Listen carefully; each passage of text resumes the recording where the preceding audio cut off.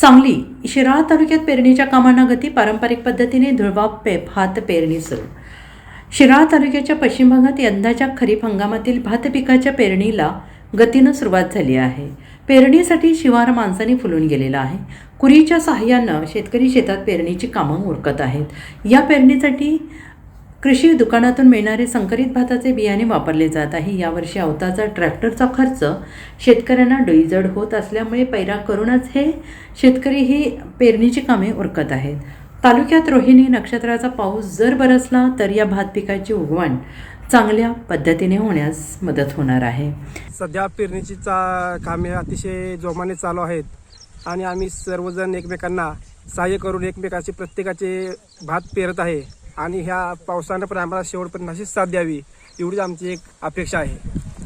शिराळा पश्चिम भागात रोहिणी नक्षत्र निघालेलं असून आम्ही पेरणी चालू केलेली आहे.